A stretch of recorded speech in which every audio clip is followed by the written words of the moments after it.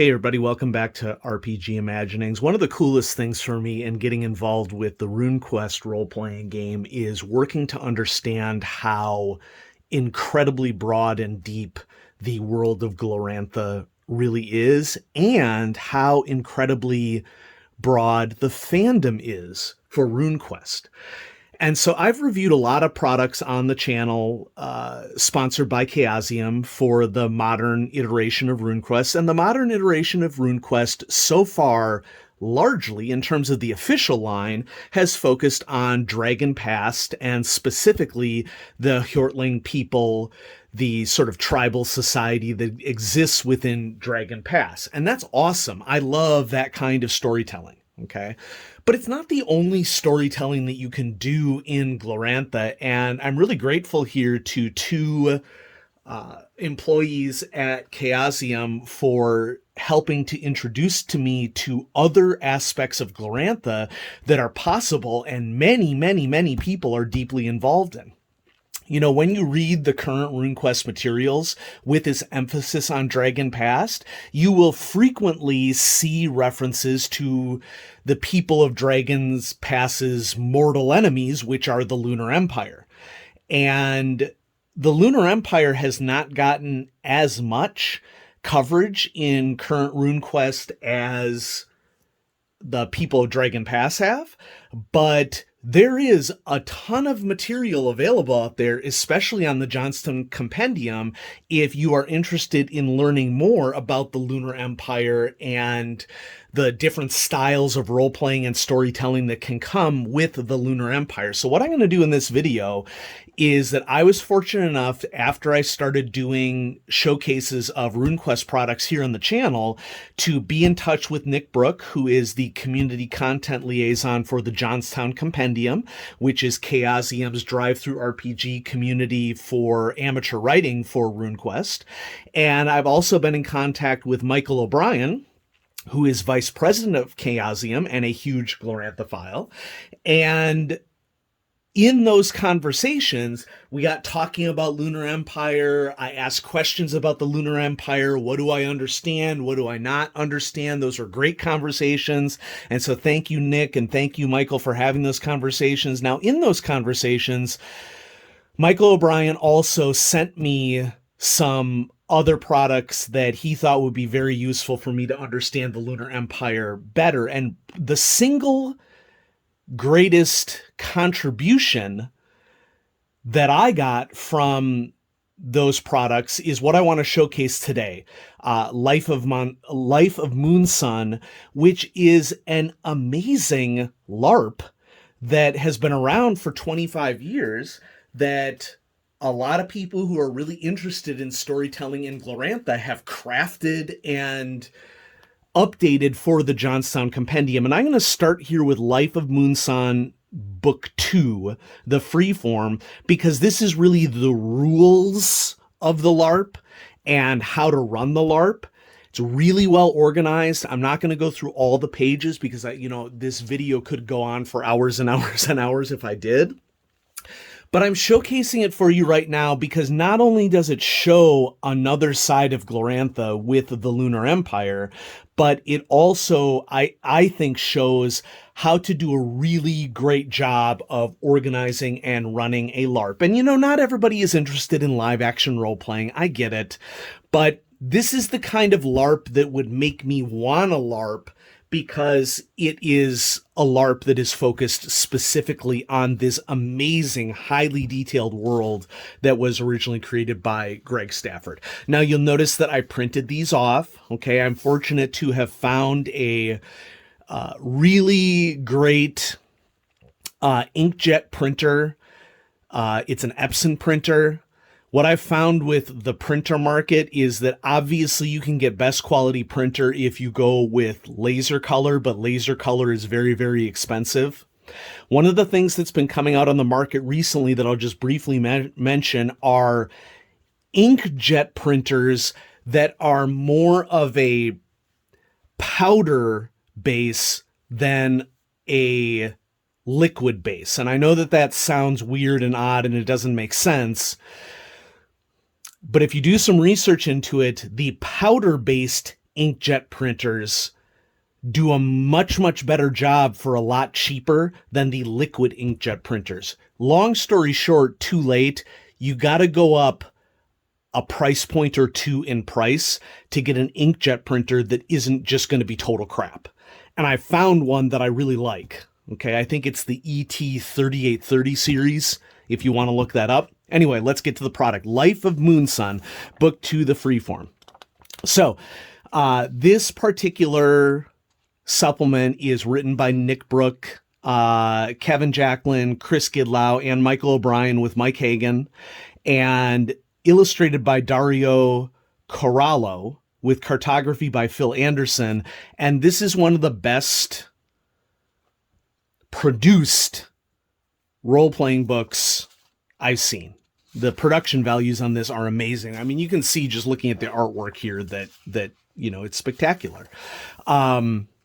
So there are a lot of books that you can get in order to understand the Lunar Empire a lot better. Okay, we are in book 2 of Life of Moonson of the LARP right now. I'll also show you book 1, the characters, here shortly. Basically what this game is taking all the best parts of Glorantha, largely stripping out a rule set, and just having fun, awesome conversations. So here's a map of the Lunar Empire. This is where Glamour, the capital of the Lunar Empire, is located. Sardar and Dragon Pass are down here on this map. Okay, the Kingdom of Tarsh is well known as sort of like the boundary land between Sardar and the Lunar Empire. And as I mentioned earlier, Sartar, Dragon Pass, is just a small portion of this huge, expansive world that Greg Stafford created. So the game rules are organized around timelines and a really good set of general rules to help people to understand how the LARP works. And this is well designed in the fact that the game rules only take up a couple of pages, with the intent that you would hand these out to groups of players who are interested in participating at the LARP, them getting a really thorough idea of how the game works. So for example, we have political rank and imperial office. We have how to do investigations. We have the timetable of the game, so everything in the LARP is scheduled to happen on a timetable. And then information about the organization of the different groups of characters who are participating. Okay? And there are all sorts of different factions that are represented. Okay, and so this is the Court of the Silver Gate. You would give a copy of this to all sultans and satraps. Okay, and so who are the characters who are attending the Court of the Silver Gate? What are some examples of things that they're trying to do? There are trade commodities that they are participating in. Here's a collection of the characters. You'll notice that there is a sense of humor that is involved in this supplement. So here we have Colonel Sanders representing one of the characters in the game. Taxation and the economy, the planned economy. Parade of Nations happens at 1330. There's a changing of the guard that happens. Okay, here's Moonson, the Emperor of the Lunar Empire, represented by Elvis. And this is happening in the Presidium. Okay. Lunar Government in Theorium and Practice. And this is really cool because the book also includes a series of essays to help the ultimate game judge, whoever that is, or group of judges, to better understand how all these things work so that they can support people who are playing within the game. Tom Hanks with mustache, I guess. I love it. I have a sense of humor about gaming. And then, there will be a series of forms so that players who want to accomplish goals within a particular session can make these private motions for different things. How does assassination work? The Red Emperor's orgy. Who attends the orgy? I'd like to point out to you that this is a game and there are rules of no touching. Okay. Can I leave if I want to? Yes. Okay. What happens when tragedy strikes? Choosing a new empire? Coups? There's the gladiators. There's just all sorts of different aspects of this game that rise up over a roughly 11-hour period. And so it's basically just setting up an organized world for people to play around with in live action. And, you know, I've done a few LARPs in my day. Most of them are pretty darn superficial. I'll be honest with you. This one is not superficial. Now, this is a huge supplement, okay? This is me stapling the second half of the supplement here. And the second half of the supplement largely includes individual characters, cards that can be given out to characters by the game judge to keep the action moving and to help to support the players as they play the particular characters. There's sealed envelope elements. Okay. Which, you know, who doesn't like receiving an envelope with some handouts in it? That's awesome. So it's a really interesting framework. And I would argue that even if you didn't intend to run the LARP, just getting this supplement from a game designer perspective, I think is a really great case study for any RPG writer to read about how a creative group of people organized an event. And it doesn't matter whether it's live action role-playing or scenarios written for a tabletop role-playing game. Obviously, there are going to be differences between a tabletop role-playing game and a LARP. These books make it very clear that this is not a RuneQuest LARP. In other words, you should not expect to be doing the sorts of things that you do in RuneQuest in Life of Moonson, but it's also a different medium. Just like film, for example, is a different medium than tabletop role-playing. Okay? Book 1, I'm saving this for the next part because a book 1 is essentially a series of character sheets that you hand out to specific characters who participate in the LARP. Okay, so there's an introduction here, tips on what to pay attention to, and then the rest of this are 4-page handouts that you give to particular characters that tells you what the history of your character is, what your character would look like, which, you know, of course, could emphasize how you decide to do cosplaying for that character. Okay, if you have, depending upon how far you have it in advance, the game really recommends minimally that you have a hat to distinguish yourself.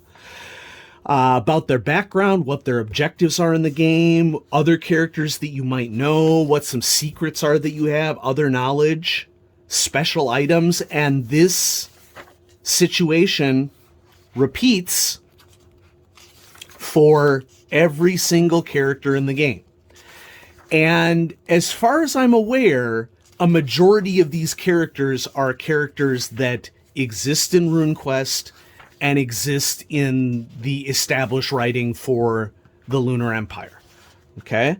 So, of course, some of these people are warriors, some of them are politicians, some of them are tradespeople.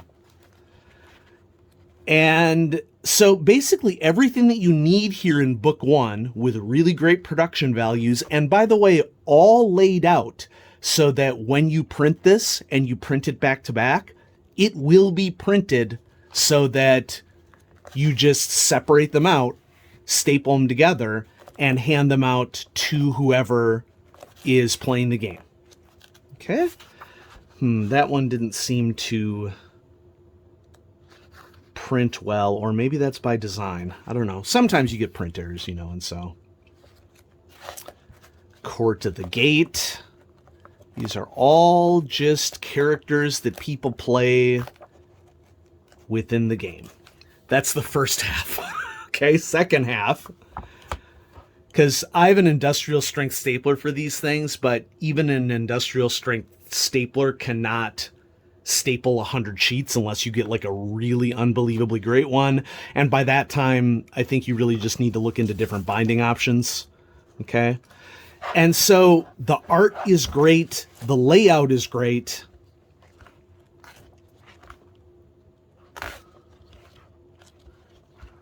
So Prince Pardidas is our Colonel Sanders figure here. Now, bringing that up, okay, so we have someone, this is really interesting from a Glorantha perspective here, sort of skipped over it here. The Batman, chief feeder of the Crimson Bat. That's cool. All right. Queen Penelori.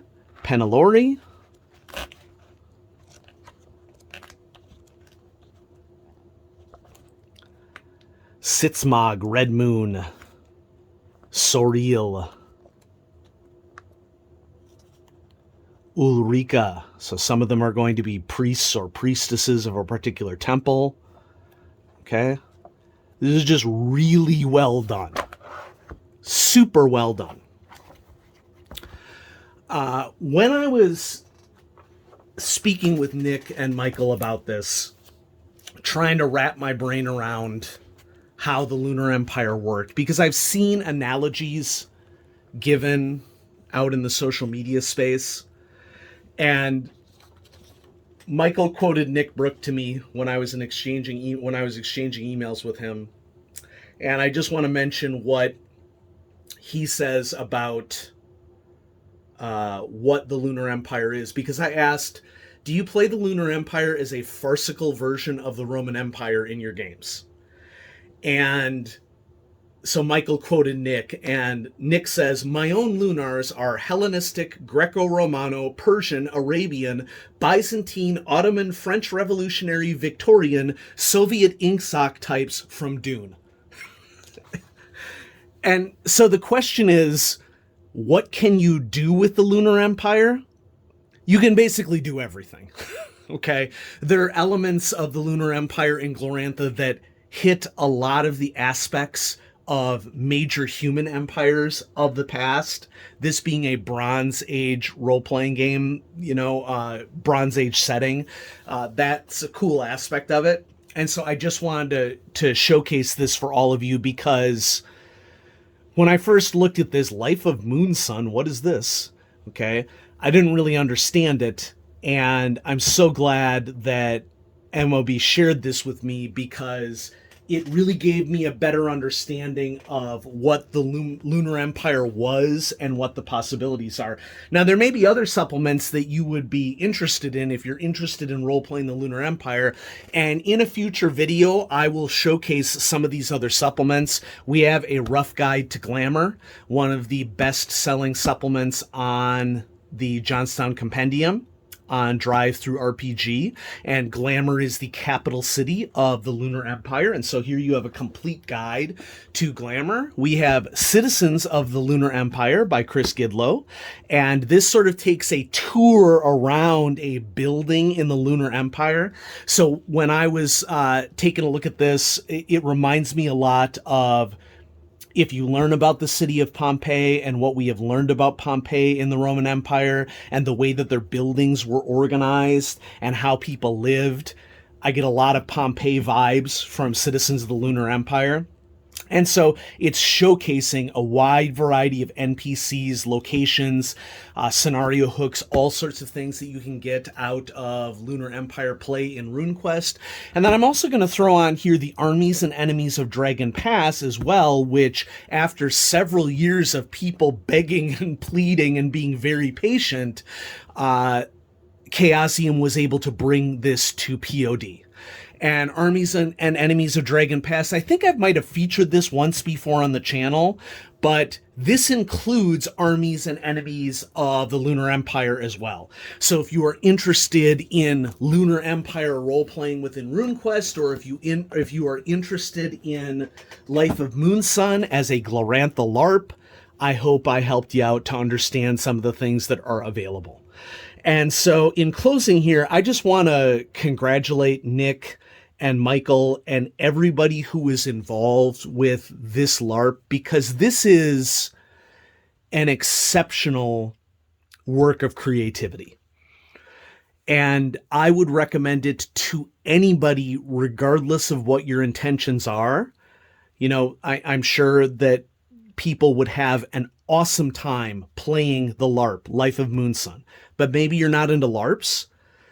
Just seeing this from the perspective of an NPC study, a world study of Glorantha, a study of how to effectively organize logistics of a LARP, or maybe by extension role-playing games, there's so much that you could get out of this product. And so I give it 2 big thumbs up. And thanks again, Michael, for sending these to me. I'm duly impressed at what you've done here. This is an exceptional work, and I hope you're proud of it, because you should be. But, you know, that's just one guy's opinion. So there you go, folks. Have a great day. I'll have a lot more great RPG goodness coming at you soon. Bye-bye.